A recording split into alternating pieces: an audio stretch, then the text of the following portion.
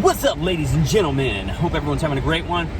I am on my way into work. I got 8 minutes or so, max, so we're going to keep it short.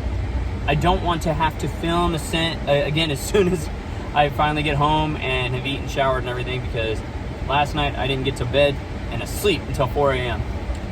Just depends on how work goes, whether or not I'm there late. Shouldn't be a problem tonight, but I figured let's knock this out. So, one of the things I was thinking about is encouraging people to get the most out of your time and helping you out with that. A lot of time we look at things, we're like, man, I want to be able to learn, well, for me, like maybe not for you, but, I want to learn something new about, guns, bushcraft. I love all that outdoor stuff, like it's just something I really enjoy a lot, if you can't tell, as far as especially firearms right now, particularly. I just really enjoy it. That being said, I also love languages, and just learning a little bit in different languages is fun, but even trying to learn more.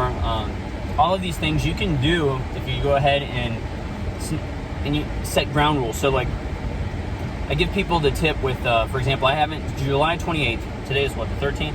Something like that. July 28th, it'll be 5 years since I've had a soda. I used to drink soda every day, okay? So when I gave myself the ground rule for trying to, I didn't want to be drinking soda anymore, really, I went ahead and said, okay, I'm going to save it for special occasions, okay? I did not tell myself I could never have it again. That is a very easy way to fall off the bandwagon with that, like really quick, at least for me. So instead of doing that, I just said that, and now we're coming up on 5 years, and I haven't had any, except for when I've been like drinking, like sipping on ginger ale if I'm sick a couple times, which I don't count as soda because I don't like ginger ale at all. I'm grateful for however it helps with the nauseous stomach, but I can tell you that it's the only time I would ever drink that. So that's a big deal for me because I enjoy the Pepsi, Mountain Dew, all these things. So going back to this idea of setting a goal, but at the same time making it realistic, not giving yourself too tight of a limitation right off the bat, going from, like if I had gone ahead and said, okay, I can't have soda anymore, period, then immediately I'm boxing myself into something that has no exceptions to it. It doesn't allow me to go ahead and have room to be human, okay? Or even room to just enjoy something here and there, Instead, I put a strict limitation on it. So the same thing with trying to develop yourself, whether you're trying to be able to be just a better friend to others, a better person, in the sense of just more focused on others, less inward focus, more outward focus, like you're looking at different leadership books, particularly focused on like servant leadership, maybe John Maxwell, or relationship books like How to Influence People by Dale Carnegie. A lot of these things, it can take a little time to really get used to it and enjoy it. It definitely is not something that I enjoyed right off the bat, okay?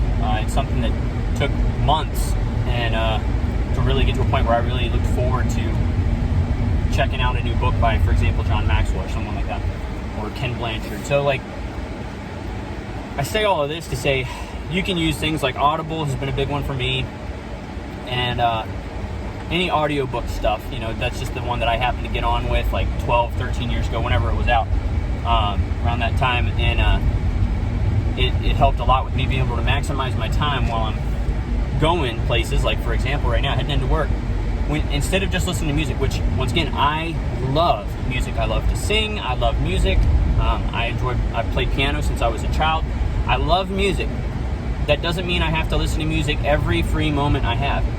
So I can go ahead and balance it out a little bit. So what I started doing is I listen to music when I'm at the gym. I listen to music if I feel like singing along or something or whatever and singing. I will listen to some music in the car, or listen to music maybe while I'm taking a shower. Generally speaking, only other time I'm going to listen to music is if well, actually, I don't really. I mean, there's here and there. Most of the time, it's going to be audiobooks or YouTube. I got the YouTube Red thing so that I just could download everything easily without having to do workarounds and all that stuff, and be able to go ahead and listen without having to waste my time hearing commercials. I already have to hear enough from YouTubers who, unfortunately, especially with the stuff that I enjoy, firearms, who unfortunately cannot go ahead and get freaking ads, the money from that stuff, because half the time their videos are demonetized because they're teaching people how to be safe and good, responsible Second Amendment firearm owners. Anyways, that's my rant on that. my point, going back to use a lot of that downtime. You get in the habit of it. It takes some effort at first to really get used to it. Once you get used to it, though, I'm telling you, you get so much more out of your time, and time that's normally just dead downtime. And it just, once again, I still relax. I don't go 24/7 on this, or even when I'm awake. I don't go every hour filling every little gap. Now, I've done that for seasons in my life, for different periods, just because I had so much going on between work and business and all of this stuff. So there have been seasons where I look at it and I'm like, okay, my mentors taught me the importance of being able to go ahead and delay that gratification, put it off, right? So that is a huge thing, and I'm very grateful for learning those lessons from them, especially at a younger age. So doesn't mean I'm great at doing it. I'm constantly working on this, okay?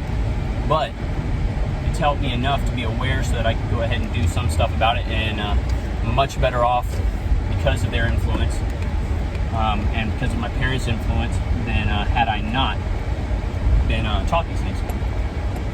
Okay, so we're here.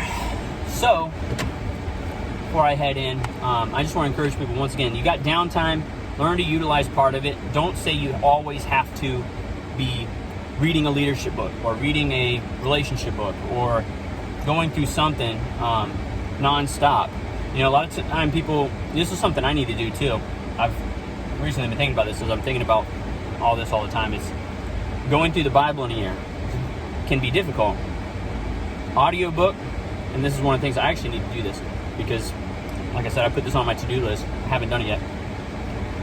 Go ahead and start getting in the habit of listening to whatever it is that they talk about, the amount of chapters a day or whatever.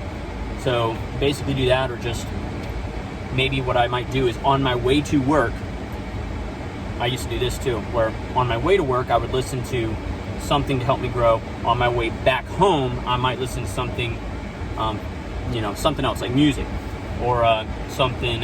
So like I might do leadership development on the way to work before I go in to manage and lead my team, right? And helps get me in a good mentality for that. Or maybe music, that might help get you going for that. But I did that for a long time, and then on the way back I might listen to something. Maybe it'd be a YouTube video about, for example, how to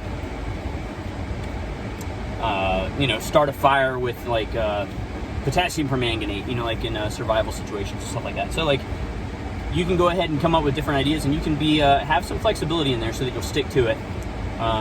All that being said, I hope everyone has a great one. Hope that this sort of made a little sense. Cut for time. Later.